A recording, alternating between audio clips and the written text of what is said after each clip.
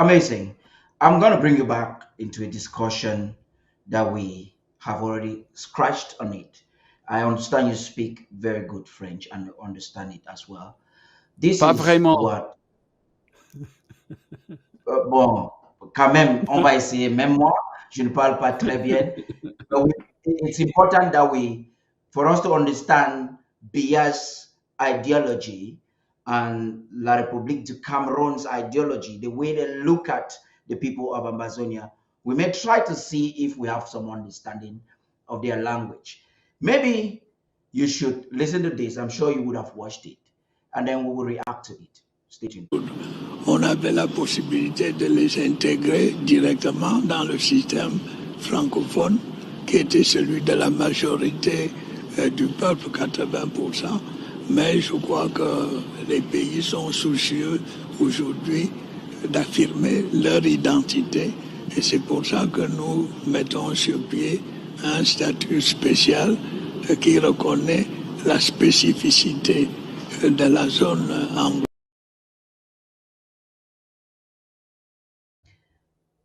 Well, I would say that is enough.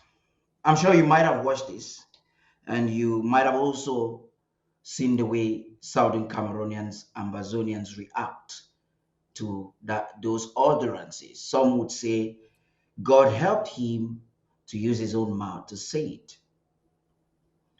Yeah, Mr. Nat, you know that, when I was watching that, I thought to myself that, for example, the Canadians, which is the exact almost percentage as Cameroon in the opposite direction, where they have 80% francophone, I mean anglophone, and 20% francophone, they would never ever accept, such a thing. Um, one one of the things that I have said over and over again, and I even said this to the Cameroonian government people. I said it's a very sad state of affairs when you have a president of a bilingual country who could not even make a speech in the second language. So, yeah. yeah, actually, what Mr. Bia was saying there is their master calculation not to have a friendship or a partnership or a union of two equal states, but to assimilate Yeah. uh, a Yeah. whole nation who came. Yeah. So that's and you may now understand the emotion of Amazonians who may want to reject some fair ideas that people like you would propose. You have made a suggestion that the people on the ground, and I've heard you say a couple of times even here, are facing the brunt of the war, and you would like them to make their own decision. And you thought that a referendum is an option. Mr. Nach, I want to ask you before we get into the intricacies involved with the referendum. I would like to know, how do you think that can be executed legally in during such a time? My thinking is not so much the mechanism. As I said before, I am much more interested in achieving justice, dignity, liberty, fairness for the people of Southern Cameroon's Ambazonia. Referendum is not the goal. Referendum would be a mechanism. And the only reason I cite referendum, it's one possibility. I look at historical cases, and the history I look at specifically related to Africa, but there's obviously others. Referendum is not mutually exclusive from other mechanisms. If I look at the United States of America, the way the United States of America achieved independence is fighting for it, winning the war, and then negotiating the outcome directly with the British. If I look more at Africa, say, let's look at Eritrea. Uh, the Eritreans and the Tigrayans fought the Mengistu regime. They eventually chased them out of Addis Ababa. They took over the country, but the Eritreans wanted independence. So they conducted a referendum, and overwhelmingly, the Eritreans people, voted to leave, and they created their own country. SPLA, SPLM, South Sudan fought a very, very long civil war against the Sudanese, the northern Sudanese.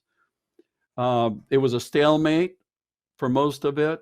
They liberated a lot of territories, but at the end of the day, the Sudanese government agreed to a referendum. They conducted a referendum, and the South Sudanese voted, I think, 98%, something like that, for independence. If you look back further, even a country such as Norway, they had a union with Sweden, and there was an election in the early 1900s, a referendum, and they voted to disassociate, to dissolve the union, and to create their own country. So in history, referendums have been combined with other mechanisms to achieve independence, so that you have countries that may have de facto independence, but to get the what's called de jure independence, sometimes a referendum is required so that the global community says, okay, the people on the ground voted for it, so we will recognize it.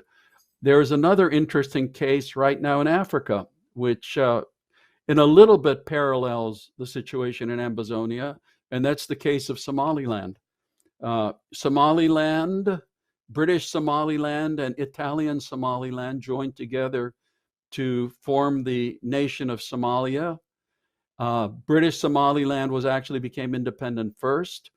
After Siad Barre was overthrown, the Somalilanders very much wanted independence. They fought for it. They achieved it. They have now been running their own state very successfully for 20 some years, even longer. And yet the only country in the world that recognizes Somaliland happens to be Taiwan, because you know, the Africa Union has its own dynamics, why they don't do it, other countries don't do it. And yet Somaliland is at least as successful a nation as most other nations, around them. So it's a complicated situation, but often a referendum is a very good means to get the international community's acceptance of the state's being. Do you realize, Mr. Nach, that all the examples you have mentioned, none of them really have a typical story?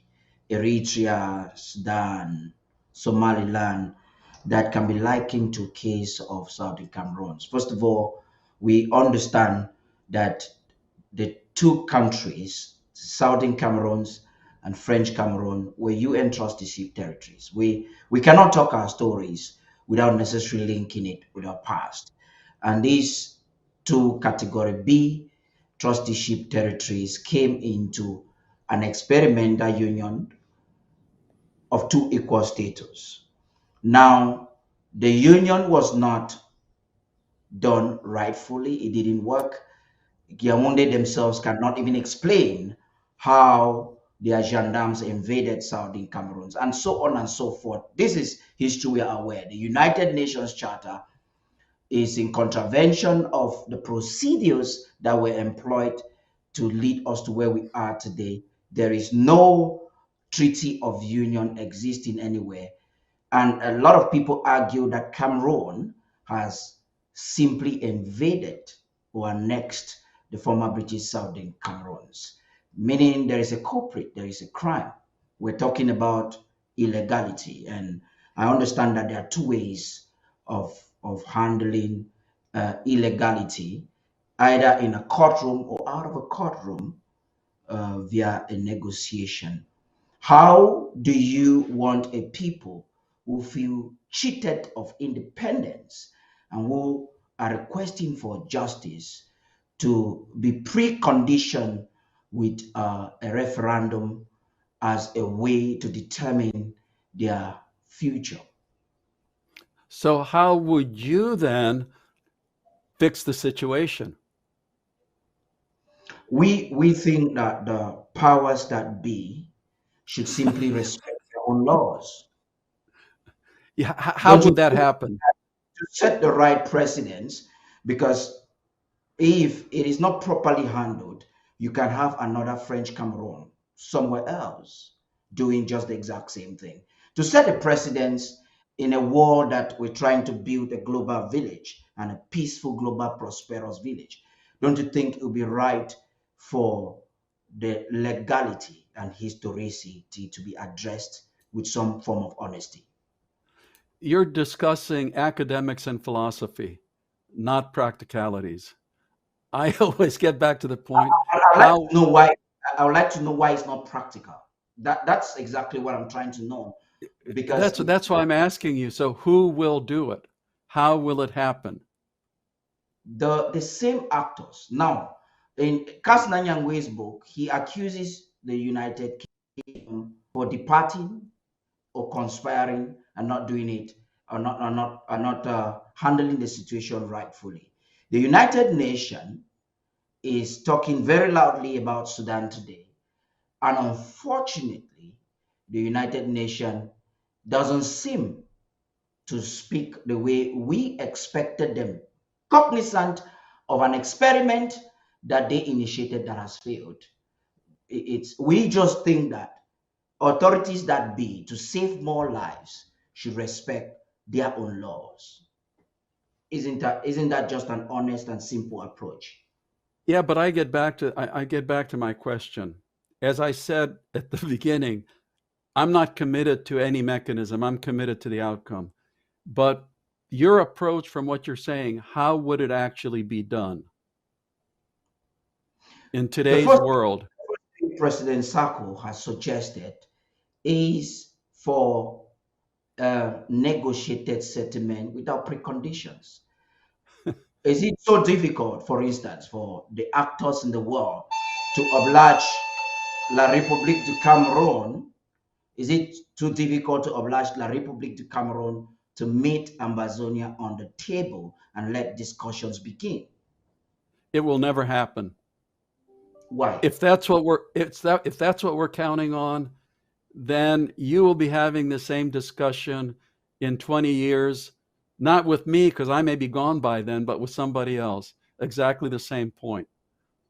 There is no country in the world that is going to say to the Republic of Cameroon, you sit down with the people of Southern Cameroons and decide on how you're going to divorce. Okay, the word divorce there is probably an overstatement because in the United States of America, a marriage is confirmed and sealed when there is a marriage certificate. If do you think, in fact, there is no treaty of union that binds the former British Southern Cameroons today, Amazonia, and La République du Cameroon. That is an open secret. So why do the world and the United Nations and all the authorities that seek to talk about different things, why would they despise this act of illegality and a belligerent occupation from an occupier like French Cameroon? Because the world doesn't care. Wrong then for Southern Cameroonians to say this is an international conspiracy. The world doesn't care. That's why I told you early on, I look at the world the way it is. I don't look at it through rose colored glasses. And what I think about and what I care about is how do we achieve what we want to achieve in today's world. That's why I sometimes shake my head at, these wonderful, actually judicial, legal, philosophically correct arguments that are not going to achieve anything. Okay, Mr. Nach, I'm going to ask you the last question and probably open the line so we can take some calls and reactions from the public. We have seen an exceptional, passionate wave of support and help towards Ukraine since Russian supposed invasion. America, it's a legal practice within the United States of America to make donations to send weapons. How will it look like if we wake up, or how would Ukrainians look at it if they wake up one morning and somebody is telling the Ukrainian public to sit themselves down and to seek for their independence or their freedom from Russian aggression and invasion via a referendum? How will that sound? Well, you can't compare the two situations.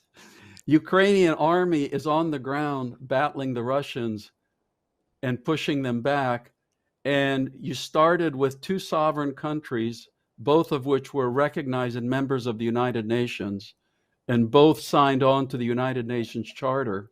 And you had one country physically invade another country. So, you can try and fit that into the Ambazonia Republic of Cameroon situation.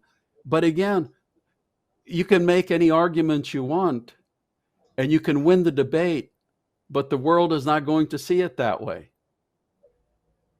I go back to the question. The most important thing is to achieve justice and dignity and the full rights of citizenship for Southern Cameroonians.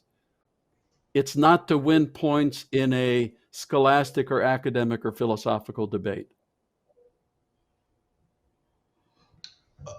The Do you think, Somalilanders feel exactly the same way you do. They make exactly the same points you do. The big difference between Somaliland and Ambazonia is Somaliland has been running its own country for 20 years. They have a standing army. They have a navy. They have a banking system. They have currency. But still, the world does not give them de jure recognition. and I believe they actually fought to get that. They did, and they won. Okay. We have, Right by the after, way, I wanted to let you know, I absolutely have to leave at 4 o'clock because I have yeah, another interview to do. yeah, that's fine. I'm going to take a few questions from the public, and we'll give you the opportunity to most probably leave.